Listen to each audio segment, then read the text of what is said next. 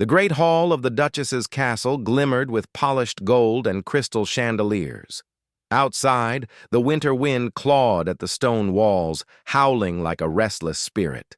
Inside, the warmth of fire and the hum of noble conversation filled the air. Among the nobles, laughter and polite words masked the tension that ran like an undercurrent through the room. Every gesture, every glance seemed measured for reputation, honor, and advantage.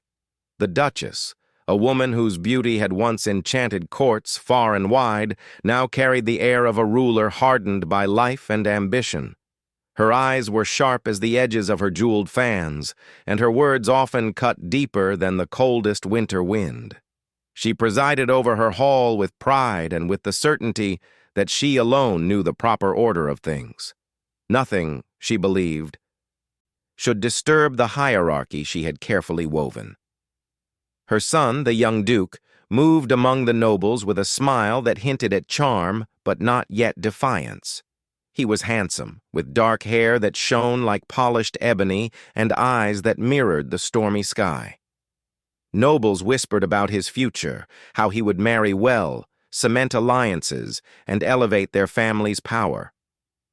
But despite the calculated future the Duchess imagined, the Duke felt a restless pull in his heart that he could neither name nor dismiss. It was during the bustling preparations for the winter feast that she first noticed the maid. A quiet figure at the edge of the hall, she moved with the kind of grace that belonged not to wealth or privilege, but to patience and dignity. Her hair was a soft brown, tied simply, and her eyes held a kind of curiosity that made the world around her seem alive. There was something about her presence, subtle yet undeniable, that drew the Duke's gaze. He could not look away. The Duchess saw him.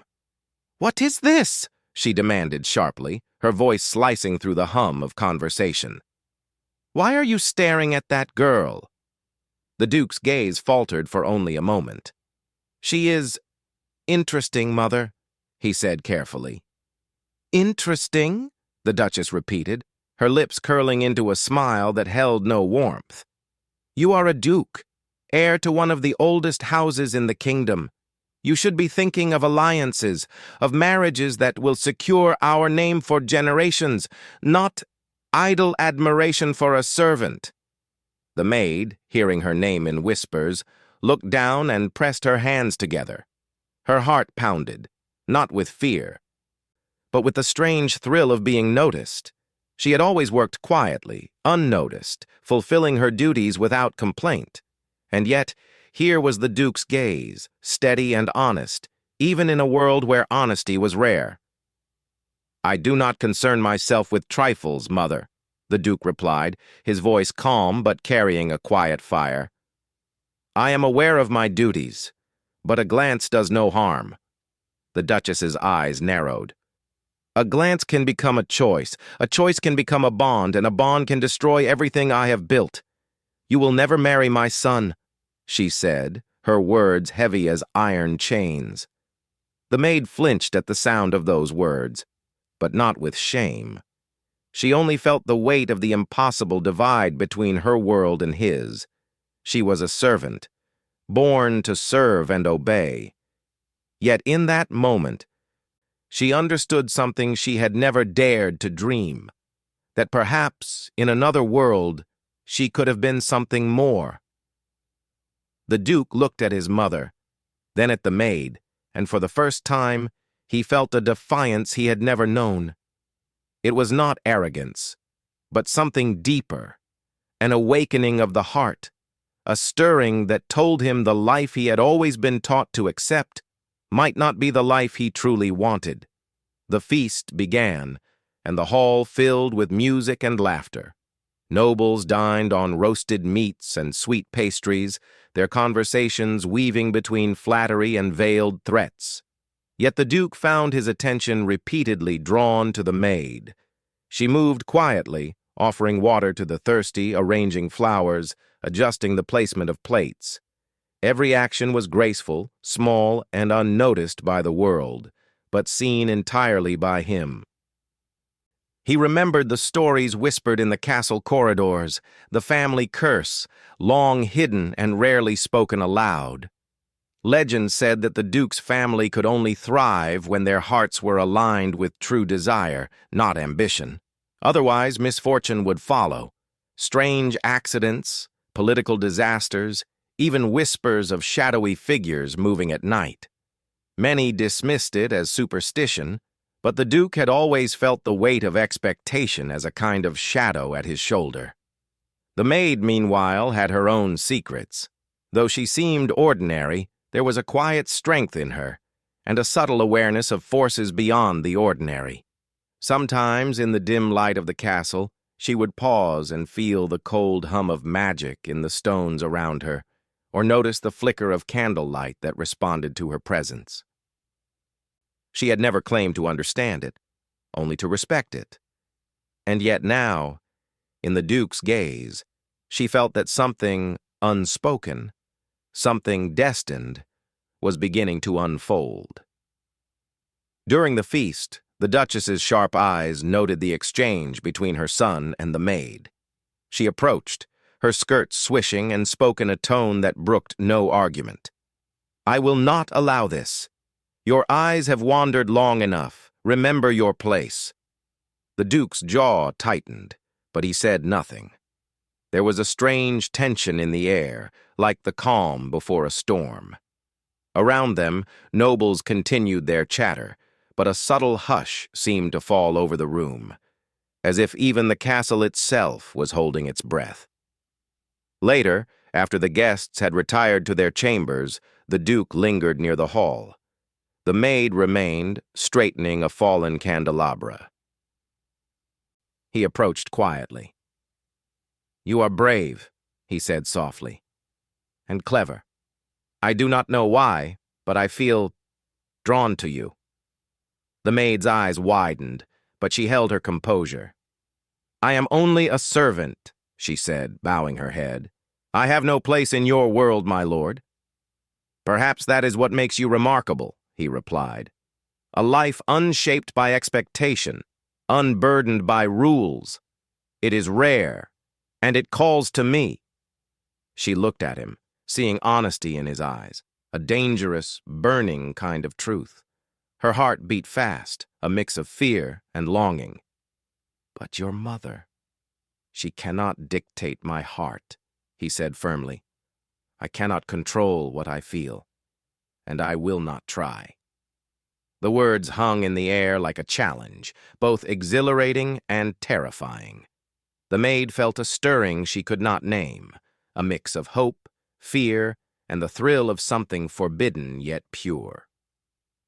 As the night deepened, the castle seemed to shift around them. Shadows clung to the corners of the hall, and the wind outside rose to a keening wail. Somewhere, deep in the stone walls, an echo of the old curse stirred, as if aware that the boundaries of fate were being tested. The Duchess, from her chamber, watched the flicker of candlelight below. Though she could not see the exchange in detail, she sensed the shift. Something had begun that no command, no threat could halt. Her eyes narrowed, and her mind raced with schemes to preserve the order she believed sacred. Yet for the first time in years, she felt unease, a whisper that the world might not bend entirely to her will. In the quiet of the servants' corridor, the maid paused. She felt the Duke's gaze lingering even as he stepped away. She pressed a hand to her chest, feeling the rapid pulse of her heart. A part of her wondered if she had ever truly known desire, and a larger part feared the consequences of what was unfolding. By the first light of dawn, the castle was still. Snow fell softly on the towers, muffling the distant cries of winter birds. The Duke stood at the balcony, looking over the frost-touched gardens. His mind was restless, filled with thoughts of duty and longing. He knew the path ahead would be treacherous. His mother would not yield, and the world beyond the castle walls would see him as reckless, perhaps even foolish. Yet he could not deny the stirrings of his heart, nor the pull toward the maid who had so quietly, so completely, captured his attention. The maid, in her simple room below, wrapped herself in a worn shawl and stared at the snow outside. She wondered if she had imagined the intensity of the Duke's attention, but deep down, she knew she had not. Something had begun between them, fragile, dangerous, and entirely real. And though fear gripped her, a spark of hope lingered, like the first light of dawn breaking over darkened mountains. As the sun rose, painting the castle in pale gold, the Duchess descended the stairs, her presence commanding as ever. She found the Duke in the great hall, and her eyes blazed with anger. "You will never marry her," she said again, her voice a vow as heavy as stone. "I will see it undone before it begins." The Duke looked at her, calm yet unyielding. "I do not know what the future holds," he said softly, "but I know that I cannot stop what is already in motion." The Duchess's hand trembled slightly, not from fear, but from the realization that the rules she had relied upon might not be enough. The maid's presence, so small and seemingly insignificant, had begun to challenge everything she had built. Pride, power, and legacy now hung in a delicate balance, threatened by a bond she could neither see nor control. And in that moment, the Duke made a choice, silent but irrevocable. He would not allow fear, expectation, or curse to dictate his heart. The path ahead was uncertain, shadowed by doubt and danger, yet the pull toward the maid was irresistible. The chapter of the old order was ending, though none in the castle knew it yet. Somewhere, deep in the stones, the family curse shifted, sensing change. And in the quiet, both the Duke and the maid felt the first true stirrings of a bond that would challenge fate, confront power, and ignite hearts in ways neither had imagined. Cliffhanger. As the Duchess turned to leave, her voice a whisper that carried through the hall, she said almost to herself, "If he dares defy me, the consequences will be unlike anything he has ever faced." The Duke's eyes met the maid's across the hall, and in that moment, the impossible divide seemed both real and entirely conquerable. The winter wind howled outside, echoing the unspoken promise. Their story had begun, and nothing, not fear, curse, or power, would make it simple. The morning sun poured through the tall arched windows of the castle, casting long pale beams across the polished floors. Snow blanketed the gardens, turning the world outside into a quiet, fragile landscape. Inside, the castle thrummed with life. Servants moved briskly along corridors, and nobles began the slow, deliberate preparation for another day of courtly duties. Yet beneath this calm surface, currents of tension stirred. The bond between the Duke and the maid, whispered only in fleeting glances and stolen moments, began to ripple through the castle like unseen wind. The Duke, dressed in the elegant garb of his station, walked the halls with measured confidence. Yet beneath his composed exterior, his thoughts raced. He could not forget the maid's presence from the night before. The way her eyes held a quiet courage, the way her movements seemed in tune with some secret rhythm of the world. Each memory of her brought both exhilaration and unease. He knew the Duchess would never approve. She would see any connection between them as a threat to her carefully constructed order. But the heart does not heed orders, and already he found himself thinking of her constantly. The maid, meanwhile, worked quietly in the kitchens, tending to her duties with precision. She carried herself with a quiet dignity, though her mind was far from the simple tasks at hand. The Duke's gaze haunted her thoughts, stirring a strange blend of hope and fear. She had always been careful, cautious of the boundaries set by birth and station, yet something about the Duke's attention, the way he looked at her with a seriousness that few nobles reserved for servants, felt like an unspoken promise.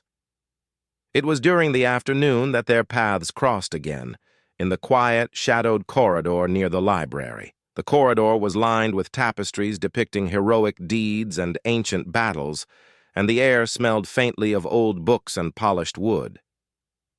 The maid was adjusting a misplaced tapestry when the Duke appeared at the end of the hall. "You work diligently," he said softly, his voice carrying just enough to reach her ears. She straightened immediately, startled but not afraid. "I must, my lord," she replied.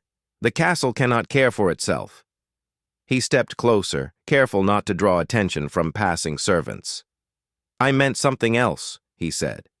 "Not your diligence, but your grace. The way you carry yourself. It is unlike anyone I have ever seen." Her cheeks warmed, and she lowered her gaze. "I am only a servant. I am not trained in the ways of nobles or court." "That does not matter," he replied. "It is precisely because you are yourself that I notice you." His words were quiet, yet carried a weight that made her heart flutter. She wanted to look up, to meet his gaze. But a fear of overstepping boundaries held her back. For a long moment, they stood in silence, the winter light casting sharp shadows across the corridor. The castle seemed to hold its breath, aware of the fragile tension building between them. The quiet was broken by the sudden arrival of a messenger, announcing a private meeting with the Duchess. The Duke's eyes darkened. He knew she had been watching, scheming, and that she would try to control the currents of fate that even now were beginning to pull him toward the Maid. Later, in the private audience chamber, the Duchess's presence was as commanding as ever. She sat behind a massive desk, her hands folded with precise control. The room was lined with portraits of ancestors, all of whom seemed to stare down at the Duke with silent judgment. "You are becoming reckless," she said sharply, her voice echoing slightly in the high-ceilinged chamber. "Your attention to that girl cannot continue. It threatens everything. Your reputation, our family, the alliances we must maintain." "I am aware of my duties, Mother," the Duke replied evenly. "But I am also aware of my heart. I cannot control what I feel." Her eyes narrowed, and a shadow of anger flickered across her face. "Feelings are irrelevant when the future of the house is at stake. That girl is not part of our world. She cannot be allowed to influence you or anyone else." "I do not seek her influence," the Duke said calmly, though his pulse quickened. "I seek honesty, something rare beyond the games of court." The Duchess leaned forward, her voice dropping to a dangerous whisper. "Do not test me. I can make your life difficult. I can see to it that this infatuation ends before it begins." The Duke met her gaze steadily. "If you act to harm her, you will harm me as well, and I am willing to accept that risk." The Duchess recoiled slightly, as if struck. She had never seen such defiance in her son, never felt the chill of a will as steady as stone. For the first time, a flicker of uncertainty crossed her features. Meanwhile, the maid moved quietly through the servant corridors, unaware of the duel unfolding above her. Yet she sensed a shift in the air, a tension that resonated with the magic she had always felt but never named. Sometimes, in quiet moments, she could feel the pulse of the castle, the whispers of old enchantments that clung to the stones. And now, she felt that pulse quicken, as if the walls themselves knew that something extraordinary was beginning. That evening, the Duke found her again in the gardens.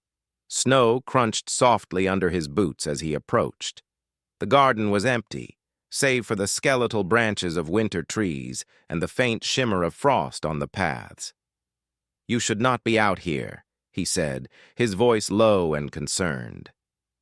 "I find the night peaceful," she replied, "and it is easier to think away from the noise of the castle." He nodded, stepping closer. "I wanted to see you, away from the eyes of others, away from judgment." She looked up at him then, her breath forming small clouds in the cold air. "Why do you seek me?" she asked softly. "You are the Duke, You could choose anyone. He hesitated, struggling to find the words that would not overstep, yet convey the truth. Because you are real, not constrained by expectation or tradition, and because I feel that if I do not speak to you, I may never find the courage to act on what I truly feel. Her heart raced. And what is it that you feel? He reached out, gently brushing a strand of hair from her face. I feel drawn to you in a way I cannot explain. I know it is dangerous, and yet I cannot stop it. A shiver ran down her spine, though not from the cold. She felt the pull between them, a tension so tangible it seemed to hum through the air. I feel it too, she whispered, her voice trembling with fear and anticipation. But your mother... She cannot dictate my heart, he said firmly. Not anymore, not if I am to be true to myself. In that quiet, snow-filled garden, the world seemed to hold its breath.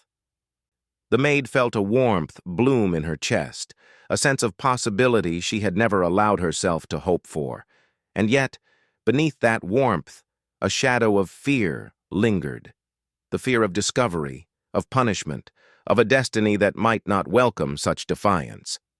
As they spoke, the wind rose, carrying whispers that seemed almost like voices from the stones themselves. The Duke and the maid exchanged a glance, understanding in silence that the castle, and perhaps the very fate of the family, was aware of their connection. The next day, rumors of the Duke's attention to the maid began to stir in the castle. Nobles whispered in corners, speculating about the impossible match. Some laughed at the thought, some frowned, and some watched with wary eyes, sensing that the old rules were being challenged. The Duchess, however, was not content with whispers.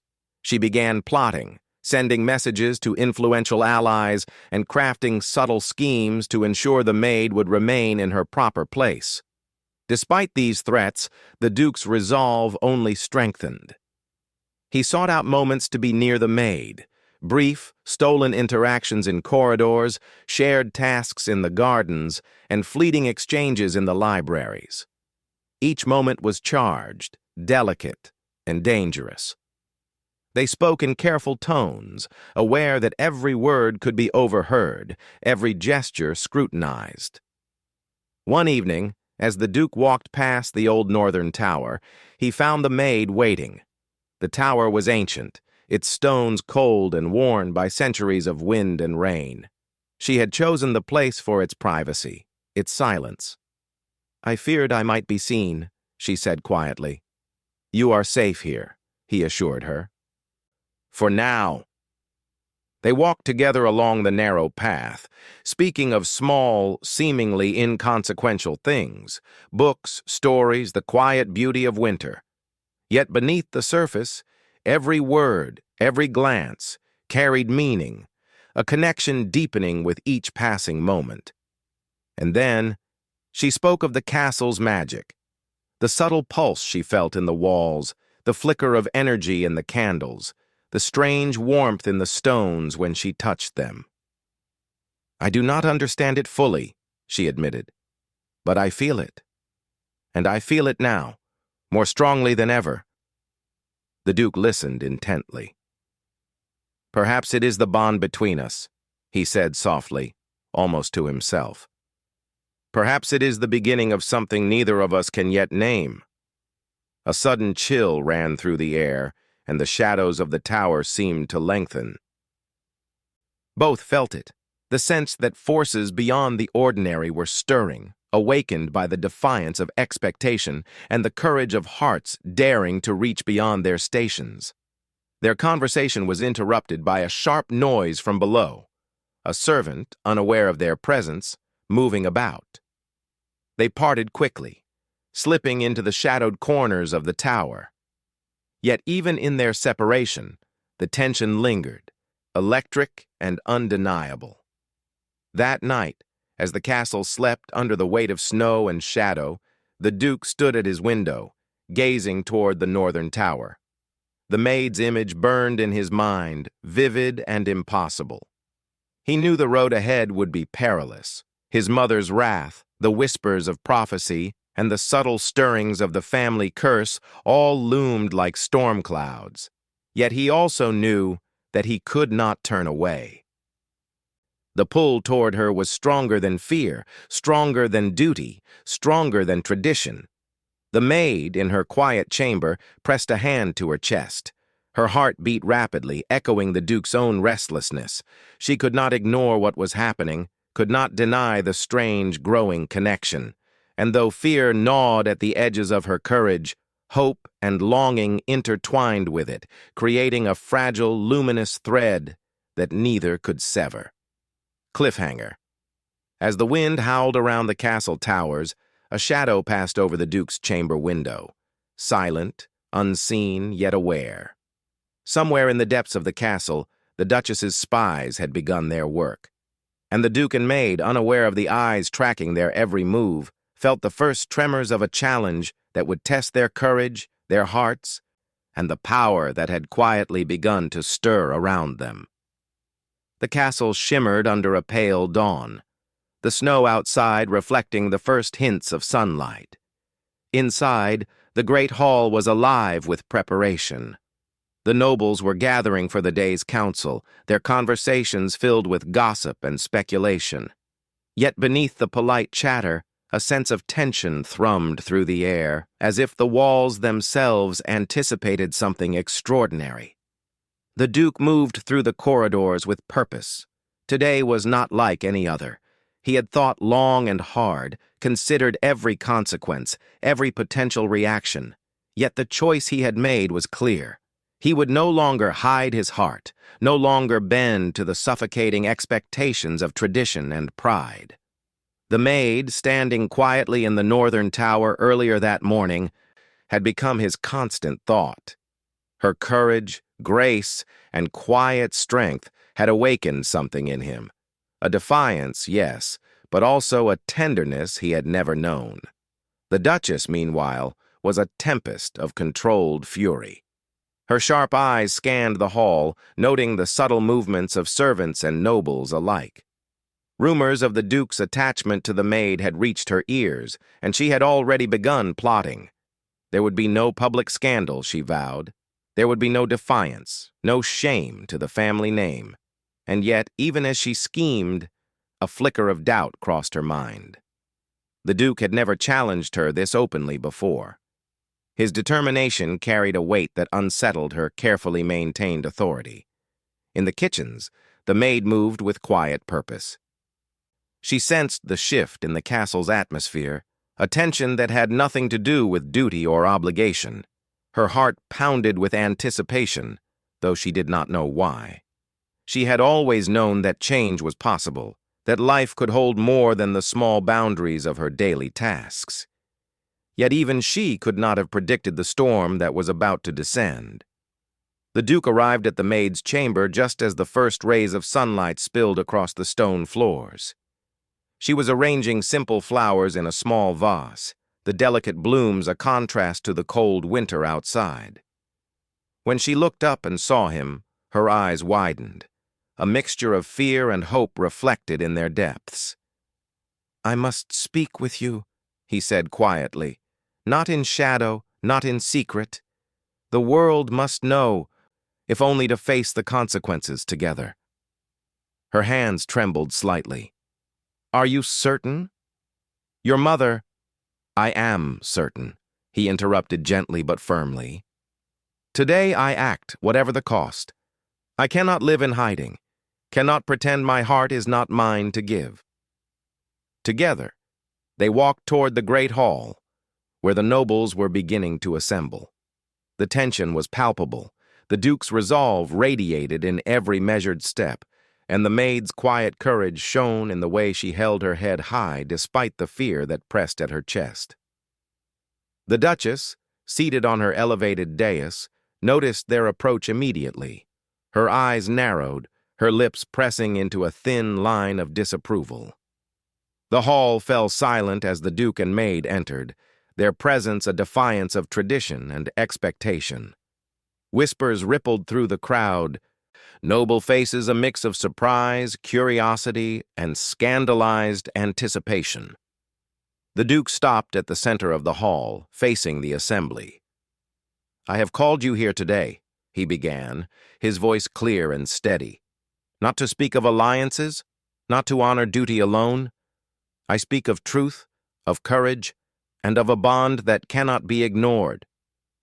The maid stood beside him, her hands folded, her gaze unwavering despite the murmur of astonishment around them. The air seemed to thrum with unspoken magic, subtle but undeniable, as if the castle itself approved of their presence. "My mother," the Duke continued, turning to the Duchess, "has made her intentions clear. She will never approve of this bond. Yet I stand here to declare it openly. I am in love with this woman, and I wish to spend my life with her." Gasps echoed through the hall. The Duchess's eyes blazed, her composure tested, as the Duke reached into his pocket and drew a small, polished ring. He held it up, a simple yet elegant circle of gold, reflecting the morning light.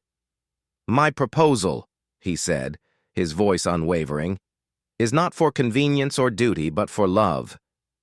Maid, will you marry me?" The hall fell into stunned silence. All eyes were on her, on the simple maid who had captivated the Duke's heart and now faced the weight of 1,000 judgments. The Duchess's hand tightened on the armrest, her mind racing through the possible consequences, schemes, and defenses she might employ. Yet even in her fury, she saw the truth in the Duke's eyes, the same truth she had never dared to confront before. His heart was no longer hers to command. The maid's voice trembled, yet she spoke with clarity. "Yes," she said softly, "I will marry you." A ripple of shock moved through the hall, some nobles murmuring scandal, others silent with awe. The Duchess rose, her face pale with anger and disbelief. She had expected fear, hesitation, perhaps clever diplomacy, but not this, not a public declaration of love that shattered her control. The Duke took the maid's hand, holding it firmly, a gesture of solidarity and defiance. "We do not seek to destroy, Mother," he said quietly, "but to live truthfully. Our bond is not meant to harm the family, but to challenge what is false, what is built on fear rather than heart." The Duchess's breath caught. For the first time, she felt the weight of her own pride against the simple, undeniable force of love. The years of control, manipulation, and expectation collided with something she had never truly measured: authenticity. She had tried to shape the world, but now the world, in the form of her son's courage and the maid's quiet strength, was reshaping her. In a gesture of silent acceptance, or perhaps of reluctant surrender, she lowered her gaze, though her pride still burned within her. She realized, with a mixture of fear and awe, that the house she had sought to control would endure only if hearts, not titles, were honored. The Duke and the maid moved to the dais, standing side by side, hands clasped. A hush fell over the hall as the first nobles began to bow in acknowledgement, not out of fear, but from respect for the courage displayed before them. The walls seemed to hum faintly with the energy of approval, as if the ancient stones themselves celebrated the defiance of expectation and the courage to love openly. The maid looked up at the Duke, her eyes wide with awe and wonder. "It feels as if the castle itself knows," she whispered. "Perhaps it does," he replied, squeezing her hand. "Perhaps it has waited for this moment, for us to act with truth and bravery." Even the shadows seemed to shift, receding slightly, as if the old magic that lingered in the castle stones approved of the union. The family curse, long whispered but rarely spoken, no longer seemed like a threat, but a challenge met and overcome. The bond of their hearts had awakened forces that recognized courage, defiance, and love as stronger than fear, control, or tradition. The Duchess, though still tense, felt a subtle transformation within herself. The iron grip of control loosened, replaced by a cautious curiosity. She realized that she could not unmake what had been made. The Duke's choice had shifted not only the future of the family, but the very essence of the castle itself. Outside, the sun climbed higher, reflecting off the snow and illuminating the world in pale gold. Inside, the Duke and the Maid stood together, a living testament to the power of heart over duty, of love over fear. They understood that challenges would come, that whispers and doubts might linger, but in this moment, they were united, unshaken, and ready to face whatever awaited them. A murmur of approval began to ripple through the nobles, hesitant at first, then growing. Some still clutched their concerns, but many could not deny the beauty and courage of what had been witnessed. The Duchess, finally, turned her gaze fully away, a silent acknowledgment of the truth she could no longer contest. The Duke lowered his head to the Maid, his voice quiet yet firm. "Together," he said. "No matter what comes next, we face it together." She nodded, her own voice steady now. "Together," she replied. And in that single word, the promise of loyalty, love, and courage was sealed. Yet even in this moment of triumph, the castle whispered hints of future trials. Somewhere, deep in its stones, the echoes of old magic lingered. The winds of destiny were not yet fully settled, and the bond between the Duke and the Maid, though strong, would need to endure tests that neither had yet imagined. But for now, victory was theirs. For now, love had claimed its place. And as they turned to face the assembly, hand in hand, the Duchess, the nobles, and the castle itself understood that a new era had begun, one where courage, honesty, and the heart's true desire held more power than any title, wealth, or tradition. The Duke raised the Maid's hand, the ring catching the light. "Let this be the first day of our life," he said, voice steady and resonant. "Together without fear, without hiding, and with all that we are." The Maid smiled, the warmth of her heart radiating outward. "And let us be a reminder," she said softly, "that even in the darkest winters the light of courage and love can shine through." Outside, the wind shifted, carrying snowflakes like a blessing, as if the world itself had conspired to witness their courage. And within the castle, the first true moments of their future began. A future built not on expectation, not on control, but on the quiet, unshakable strength of hearts that dared to love. Cliffhanger. Resolution. Though the hall cheered, and the Duke and Maid shared their first triumph, the subtle shimmer of magic in the castle walls hinted that the journey was far from over. Old secrets, ancient prophecies, and lingering shadows would test them again. Yet whatever came, they would face it together, unbroken and undaunted. A bond forged in defiance, courage, and the quiet miracle of love.